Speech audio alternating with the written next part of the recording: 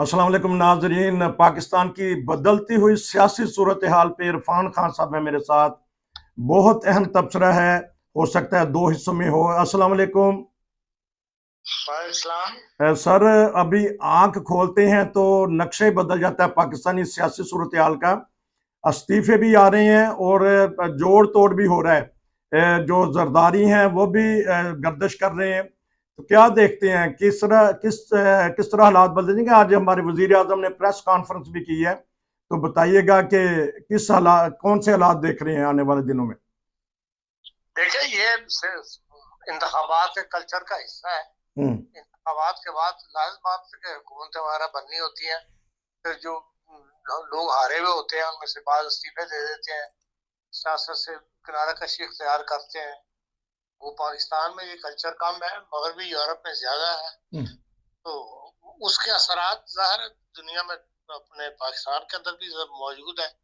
अब जो सूरत हाल सामने आई है, उनमें जो लोग बहुत ज्यादा अपने आप को फील कर रहे हैं, उन्होंने इस्तीफे दिए हैं। जैसे जमात इस्लामी है, जो किसी न किसी सूरत में आज तक हमेशा कौमी असम्बली में मौजूद रही है, चाहे वो परफॉर्मेंस उनकी खराब हो, थोड़े नुमाइंदे हो, लेकिन कुछ ना कुछ नेशनल असम्बली में वो मौजूद रहे। ये पहली दफा है कि वो नेशनल असम्बली से ही सरे आउट बार हो गए। इसीलिए तो काजी जो सराजुल हक साहब हैं इस वक्त, उनके अमीर, तो उन्होंने इस्तीफा दे दिया कि भाई मैं इतनी बड़ी शिकस्त जो है मैं इसके ऊपर अपने अपने आप को जिम्मेदारी ली है। लेकिन वैसे भी कहा यह जा रहा है, जो मुझे पता लगा कि जमात इस्लामी की वैसे भी मजलिस से शूरा होने वाली थी और अमीर का इंतखाब आया हुआ था, अमीर का इंतखाब होना था, और उसमें सराजुल हक साहब जो है वो कैंडिडेट नहीं थे। अच्छा। और उसमें वो नईम साहब जो कराची वाले हैं, जमात इस्लामी के अमीर पोत है डॉक्टर नईम साहब, और लियाकत बलोच, इस तरह एक दो बंदे और हैं। तो उन्होंने इसलिए तो पहले इस्तीफा दे दिया। तो बाल वैसे ही फरवरी मार्च में इनका इंतखाब होना था मजलिस शूरा के अंदर नए अमीर का। जहां तक हमें इनकी है इस्तीफे की बात, परवेज खटक साहब की, तो ये तो बड़े रुसवा होकर तेरे कूचे से हम निकले। इन्होंने सियासत में काफी गंड डाला। अच्छा। पीपल्स पार्टी में भी रहे हुए हैं पूरा खानदान। अब ये तहरीक इंसाफ में चले गए थे। अब तहरीक इंसाफ में भी उनको क्योंकि चीफ मिनिस्टर नहीं बने, इसलिए उन्होंने एक उखेड़ पेश की कैफियत जो थी वो पार्टी में चल रही थी। इमरान खान से नाराज ही थे, हालांकि अहम वजारत इनको मिली हुई थी। तो जो ही मौका लगा इन्होंने अलग इख्तियार की और दावे बड़े थे कि भाई हम ये कर देंगे और पता लग जाएगा तहरीक इंसाफ को। लेकिन पता ही लगा कि भाई इनके साथ कोई भी नहीं है। इन दोनों सीटें हार गए, भतीजा भी हार गया, बेटे भी हार गए। तो इसलिए अब उनके पास और कोई रास्ता को बचा नहीं था कि थोड़े अरसे के लिए बिल्कुल ही पर्दे से गायब हो जाए और फिर दोबारा अगर चाहे तो किसी पार्टी में ज्वाइन करके तो आ जाए। वो खुद इतनी पावर में नहीं है, इतनी ये साबित हो गया कि भाई वो खुद को सियासी जमात लेके चले तो वो एज ए सियासी लीडर कामयाब नहीं होंगे। सियासी वर्कर के तौर पर तो कामयाब हो सकते हैं, लेकिन सियासी लीडर वो बहरहाल नहीं है। और जहां तक जहांगीर तरीन की बात है, ये बहरहाल इंडस्ट्रियल, इन्होंने ज़ियाउल हक के बाद ही जिन लोगों ने नवाजा गया ज़ियाउल हक के दौर में, उनमें ये फैमिली भी शामिल थी। उससे पहले कोई इतने बड़े जिम्मेदार वो नहीं थे, सनतकार। अब ये बहरहाल बहुत बड़े सनतकार हैं जहांगीर तरीन साहब, गोश शरीफ आदमी है। और ये भी और इनके साले साहब भी, हमायूं अख्तर, रसूल अख्तर, वो भी हार गए। और इन्होंने भी दोनों सीटें जो हार गए। लेकिन ये कि इन्होंने तरीके इंसाफ को बनाने में बड़ा पैसा खर्च किया। अच्छा। अरब रुपए इन्होंने इमरान खान को दिए। तो वो इमरान खान से खिलाफ होने के बाद जब इनकी नहीं सुनी गई और शाह महमूद कुरैशी की बातें ज्यादा मानी गई, तो फिर ये पीछे हटना शुरू हुए थे और आखिर ये अलहदा हो गए। लेकिन अलहदा होकर इन्होंने देख लिया कि इनकी कोई वैल्यू बनी नहीं, क्योंकि खुद सियासी लीडर नहीं है। सियासी लीडर के लिए एक तो बर वक्त फैसले करना और एक उसको जबान दराज होना या चर्ब जबान होना जिसे कहते हैं, वो होना चाहिए। अच्छा। जो हर मौजू पे बेतकान बोल सके। तो ये जहांगीर तरीन खामोश आदमी है, ज्यादा गुफ्तगू नहीं करते। तो वो पाकिस्तान की सियासत में कामयाब नहीं है, मगरबी सियासत में भी ऐसा ना कामयाब हो, पाकिस्तान की सियासत में कामयाब नहीं होता। तो इसलिए अब वो शासन आप उन्होंने हल्कानों को हाथ लगा लिए कि मैं इतना पैसा जाया करके तो बेहतर ये है कि मैं अपनी इंडस्ट्री की तरफ तवज्जो दूं और जो नुकसान अब तक किया है उसको कवर करूं। और इसलिए उन्होंने भी है कि सियासत तौबा करके तो ज़ाहिर तरीके इस्तेकाम के पास दो वो है सीटें हैं, उससे वो क्या सियासत कर सकते थे। और उसमें भी अलीम खान जो है वो अपनी इंडिपेंडेंट राय रखने वाला आदमी है और इनकी निस्बत ज्यादा तेज है सियासत के अंदर। तो इसलिए उन्होंने बाकी पार्टियां जो है वो एस्टेब्लिश्ड है, पीपल्स पार्टी है, उनके साथ उन्होंने क्या वो करनी थी, इसलिए अब उन्होंने अलहदा होना जो है सियासत से फरागत ले ली है। तो ये बहरहाल एक इंतखाबात के कल्चर के बाद ऐसा हुआ करता है और ये उसके असरात जो है अब आप देख रहे हैं। और जहां तक हुकूमत बनाने का अच्छा, खान साहब इस तरह करते हैं कि इस हिस्से में अभी इस पे कर लेंगे, अप्रिशिएट करना चाहेंगे, लेकिन उनको क्या जरूरत पड़ी सराजुल हक साहब को कि मंजिल के करीब जाके थक हार के बैठ गए? नहीं, मंजिल की बात नहीं है, बात यह है कि उन्होंने एक जिम्मेदारी कबूल करनी है कि नहीं करनी। अच्छा, आप उनकी तकरीर देखें तो वो लगता यह था कि वो कहते थे मुल्क हमारे हवाले करो। अच्छा, तो हम इस मुल्क को चला के दिखाएं। तमाम दुनिया फेल हो गई है, हम इसको इस्लामिक तरीके से चला के दिखाएं। अच्छा, लेकिन जो जवाब जो अवाम की तरफ से मिला है उसके बाद जाहिर है कि उनको सुबकी हुई है और उन्होंने सुबकी से बचने के लिए इस्तीफा दे दिया। अच्छा, तो लेकिन अप्रिशिएट कर सकते हैं हम इनको, ये भी तो थोड़ा सा बता दें। हाँ, ये पार्ले इनकी अप्रिशिएट करने वाली बात है कि उन्होंने एक जिम्मेदारी को कबूल तो किया। अच्छा, एक नाकामी को उन्होंने कहा कि हाँ भाई हाँ इस्तीफा देने का मतलब यही है कि मैं अपनी नाकामी को कबूल करता हूँ कि मैं जो मिशन को लेके गया था उसमें नाकाम हो गया, उन्होंने इस्तीफा दे दिया। खराजे तहसीन पेश कर रहे हैं इरफान खान साहब के इस मामले में कि चले उनके मर ये तो शर्म हो जा है। पेश कर रहा है, मैं उनको अप्रिशिएट कर रहा हूँ। अच्छा, अच्छा, अप्रिशिएट और खराज तहसीन में थोड़ा सा चलें, अगर ये लगा लें, लेकिन ये कहना हम सकते हैं कि उन्होंने ये ख्याल किया कि अब मेरा सियासत में दाल नहीं गलने वाली। परवेज खटक के बारे में आपने बता दिया, तो जहांगीर तरीन ने अपनी पार्टी से भी इस्तीफा दे दिया, तो पार्टी का क्या देखना चाहते हैं कि रहेगी कायम के पार्टी खत्म हो जाएगी? पार्टी आप देखें, जब तक दो बंदे इस्लाम के साथ वहां मौजूद है नेशनल असेंबली के अंदर, अच्छा, इलेक्शन कमीशन में ये रजिस्टर्ड है, उस वक्त तक नाम तो रहेगा पार्टी का। अच्छा, लेकिन ये है कि वैसे पार्टी खत्म हो गई, वैसे पार्टी खत्म हो गई है। कुछ जो हमारी आपा हैं फरदोश आशिक अवान, वो भी जज्बे वाली हैं, उनका इस्तीफा देखते कब आएंगे। अब जो उनसे एक वजीर आला खैबर पख्तूनख्वा रहे हैं महमूद साहब का भी खतरा है कि वो भी इस्तीफा दे देंगे, और कितने इस्तीफे और आएंगे इस 1-1.5 मिनट में, यहीं से ये प्रोग्राम फिर खत्म करेंगे। देखिए महमूद खान साहब जो है हमारे वजीर आला रहे थे और उनको शिकस्त जो है उनको जाहिर बात है कि उस डिस्टर्ब हुए हैं उस बात से। अच्छा, लेकिन ये सारे वो लोग हैं जो मुख्तलिफ पार्टियों में रह चुके हैं। अच्छा, चाहे फरदास आशिक अवान हो, चाहे महमूद खान साहब हो सकता है ये बात किसी और पार्टी को ज्वाइन कर ले, या जब हालात दुरुस्त हो तो दोबारा तहरीक इंसाफ जो है इसके अंदर वो अपनी जगह बना ले। तो नाज़रीन, बात हमने इस हिस्से में की है कि कितने कितने इस्तीफे आएंगे, तो लेकिन इसमें कोई थोड़ा सा हौसला मिला है तहरीक इंसाफ को कि ये देखें जो हमारे से अलहदा हुए थे उन्होंने इस्तीफे देने शुरू हो गए?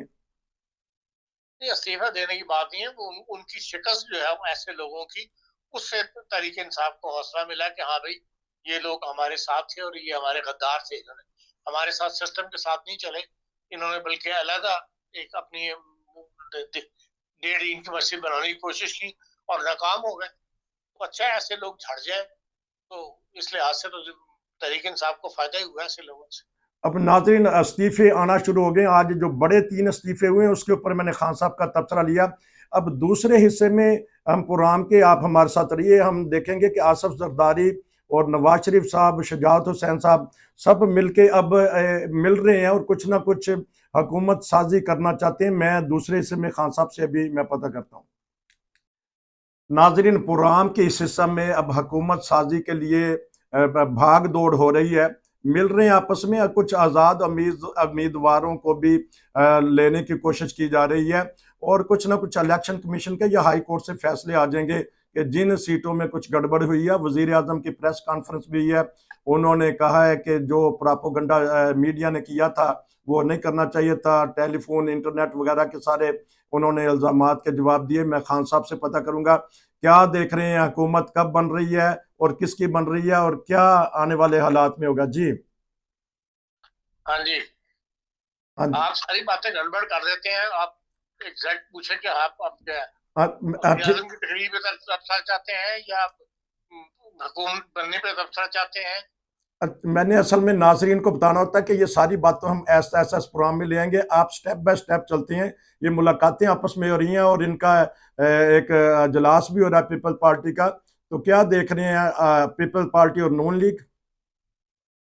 देखें, जो दो बड़ी पार्टियां जो है आजाद उम्मीदवारों के अलावा, वो ये दो बड़ी नून लीग और पीपल्स पार्टी है। जी और ख्याल यही किया जा रहा है कि भाई ये दोनों अगर मिल जाएं और हुकूमत कर लें तो ज्यादा बेहतर है। नून लीग का मौकफ सियासी तौर पर जो दुरुस्त है, वो कहते हैं कि हम बड़ी पार्टी हैं, आपसे ज्यादा वज़ीर आज़म हमारा होना चाहिए।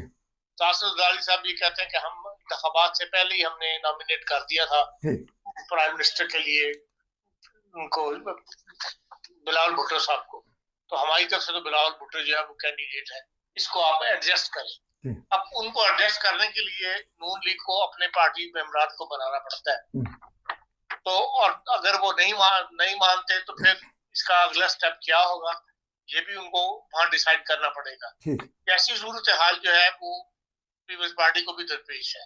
पीपल्स पार्टी का भी पार्लियामानी एग्जीक्यूटिव कमेटी है, उसका इजलास हो रहा है कि आया जो हमने नॉमिनेशन दी थी वज़ीर आज़म के लिए बिलावल साहब की, क्या हम उससे पीछे हट जाएं, वापस ले लें, सॉरी, या उस पर हम कायम रहें। तो दोनों तरफ ये मामला जो है ये हो रहा है।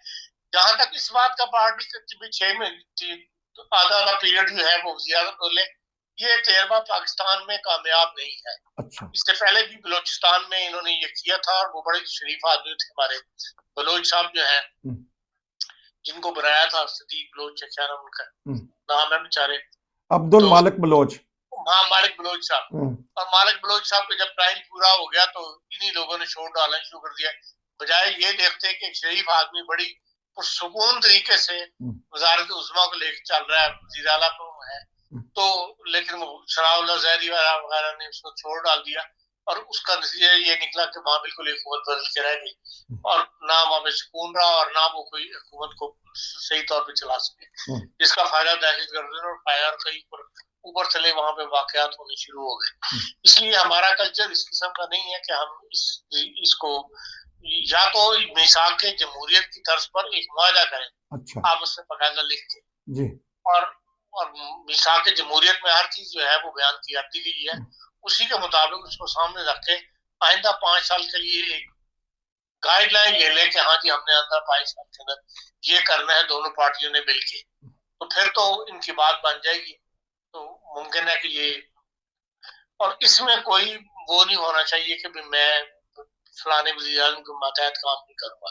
जब मुल्क की खिदमत करनी है, मकसद खिदमत करना है, अवाम की खिदमत करना है, तो फिर ये अपना स्टेटस जो है इससे इंसान को नीचे उतरना पड़ता है।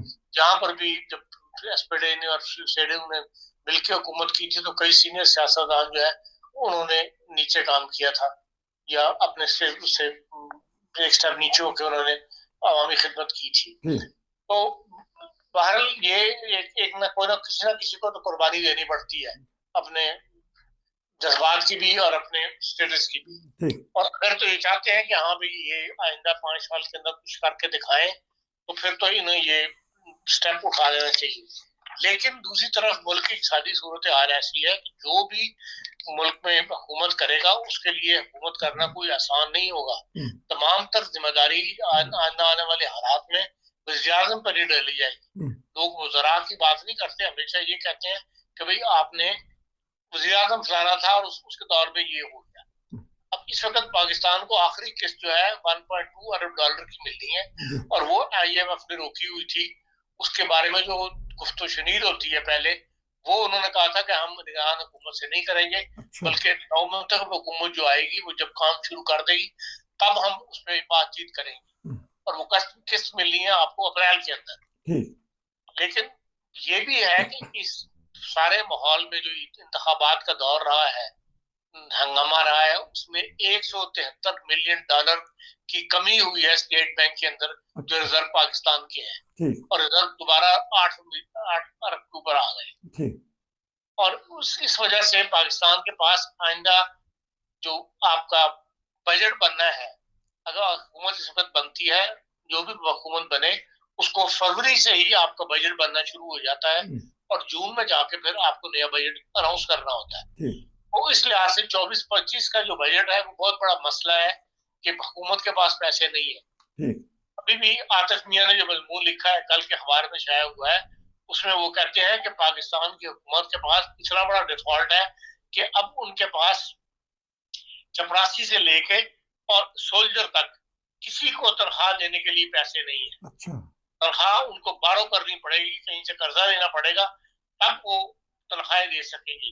और इन हालात में जो पाकिस्तान पर है, कौन सा मुल्क है जो उनको कर्जा देने के लिए तैयार होगा? ये उन्होंने क्लियर सी बात लिखी हुई है। ये कौन से अखबार में? बाद दफा नाज़रीन पूछते हैं कि थोड़ी सी हमें सहूलत बता दी, कौन से अखबार में इन्होंने लिखा है? वही अमेरिका के किसी अखबार में लिखा है, मुझे तो उसकी कटिंग आई है। अच्छा। और उनके नाम के साथ आया है बकायदा, के साथ तो, उसके साथ यूनिवर्सिटी का प्रोफेसर भी लिखा हुआ, यूनिवर्सिटी का नाम वगैरह भी लिखा हुआ पूरा। अच्छा।